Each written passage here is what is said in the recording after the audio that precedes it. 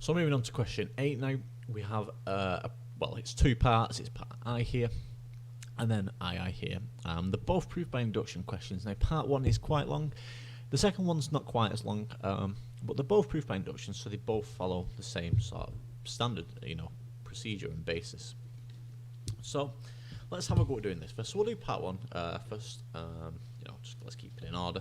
So the first part of any proof by induction is we need to let both we just need to let n be equal to 1 for this.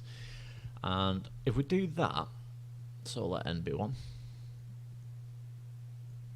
what's the left hand side going to be? Well, it's going to be in terms of r here. So it'd be 2 times 1 plus 1, so I'd get 3. So that's going to be 3 divided by 1 squared times 2 squared, so that's going to be 4. It's going to be 3/4. So that's the left hand side. That's left hand side. The right hand side, what's that going to be? So this should be the same. This should be 3/4 as well. So that's going to be 1 minus 1 over. So it's going to be 2 squared. So it's 1 plus 1 squared. So 2 squared.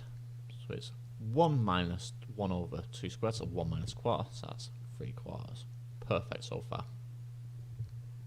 So it's true for n equals 1. True, n equals 1. So that's what that is. That just means true for n equals 1. So that's the first part to these proof by inductions. Now we need to assume that it's true for n equals k. So a dot t for n equals k.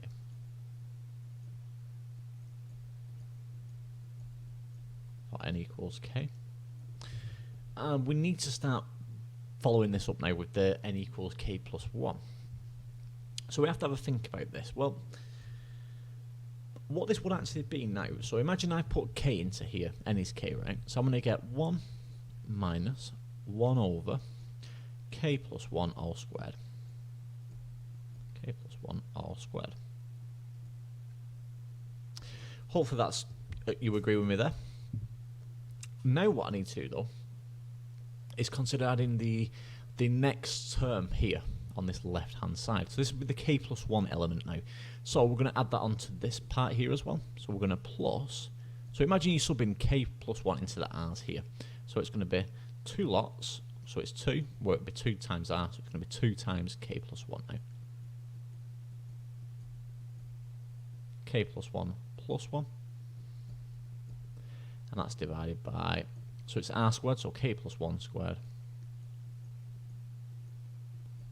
K plus 1 squared. And that's going to be multiplied by r plus 1 all squared, so k plus 1 plus 1, so it's k plus 2 squared. So we're going to get some very fiddly algebra here, quite annoying, but let's have a go at cleaning it up.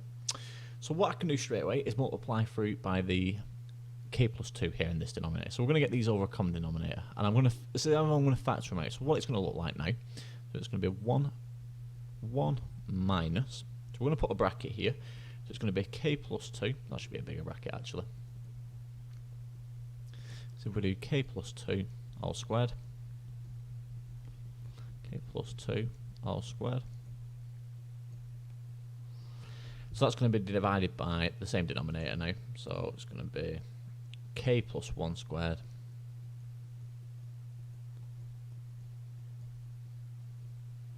k plus 2 squared.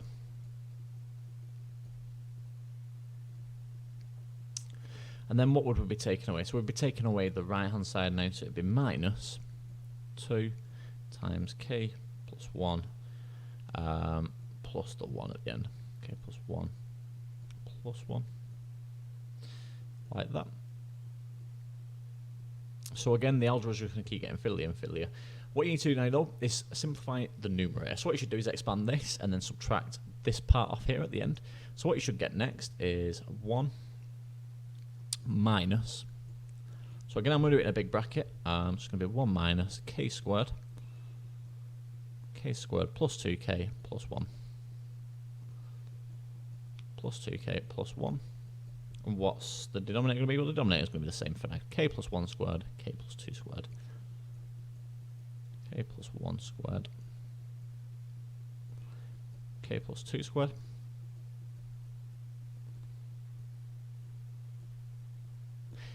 And that's closing the bracket. What we need to think about now is factorising this. What will we get with factorising it? Well, it's going to actually be k plus 1 squared. So we'll keep going along. So it's going to be 1 minus. Just let me do a big bracket again. K plus 1 squared. That's a bracket. K plus 1 squared, so it's going to be divided by k plus 1 squared times k plus 2 squared times k plus 2 squared. And clearly now we can just cancel down here. So what's that going to give me? That's going to give me 1 minus 1 over k plus 2 squared. And we can now check our answer. What we should do now is look at what we've got on the right hand side.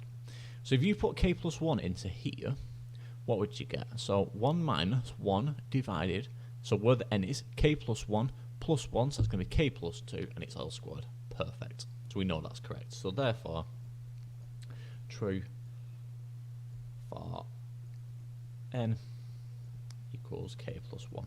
So remember, you always got to finish these proof by induction with a little statement, but I'll leave that in the description. So that's part A done. So let's move on to part B. So moving on to part B. Thankfully, it's not quite as long as the first one, and the algebra's not quite as intense. So let's deal with this one. So again, like any proof by induction, let's make n equal to 1. So let n equal 1. What we're going to get. So we're putting it into here. This is what we're considering. So it's going to be 5 times 1/3 to the power of n, which is 1. So it's just a third plus 4 over 3. So what's that? Well, that's equal to 5 times a third, so 5 over 3, plus 4 over 3, which is equal to 9 over 3, which is equal to 3. So, is that 3? It is. U1 is equal to 3. So, it's true for n equals 1. So, true for n equals 1. Now we need to assume it's true for n equals k. So, assume true. N equals k. And consider what it would be if we put k in here. So that's going to be UK. UK. And this is going to be equal to 5 times a third to the power of k. And then it's just going to be the plus 4/3 at the end. 4 over 3 there. So that's that done. Now we need to consider what n, if n is equal to k plus 1 is going to be. And what we're going to do is we're going to take it back up here. So imagine we've put k still back in. Well, that gives us u k plus 1, right? So this is kind of what we're aiming for. We always want to take the next step as k plus 1. So u, k plus 1 here. So u, k plus 1. Well, that's going to be equal to a third of UK plus 8 over 9. Alright, so that's a nice step. Let's carry on with this, right? So what's a third of UK? So a third.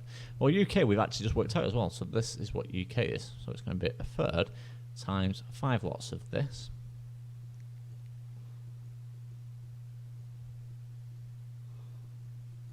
Like that, plus 4 over 3. Plus 8 over 9. Now what we need to do is just do a bit of simplifying here, and then carry on with this, and see what we can get it into. Hopefully we should get it into the correct form at the end, which we'll find out. So to simplify this now, remember power was here. So 1 over 3 to the power of k, and we times it by a third. That's going to be the same as adding 1 to the power. This is a third to the power of 1.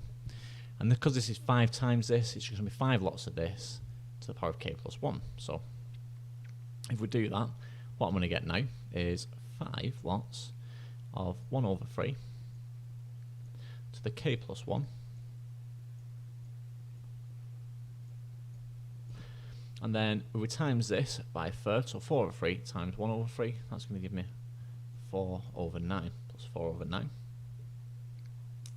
And we're adding 8 over 9 to it. That's the end bit. So plus 8 over 9. So let's simplify this again. This is going to be 5 times 1 over 3, the k plus 1. And to give you a clue, guys, we should end up with this if we put k plus 1 in. So uk plus 1 is going to be 5 times 1 over 3 to the power of k plus 1. So it's looking pretty good so far, plus 4 over 3. So if we add these together, we should get 4 over 3. So 4 plus 8 is 12, so we get 12 over 9. So 12 over 9, which simplifies to 4 over 3. So we get plus 4 over 3. Perfect, that's exactly what we wanted. So we know that that is proved by induction. So therefore, it's true for n equals k plus 1. Perfect. And make sure you always finish these guys with a final statement to indicate that it's true for n equals k plus 1, and then it's true for all the previous ones as well. But I'll leave that in the description. So I hope that's okay, guys. Quite a long question, but hopefully okay.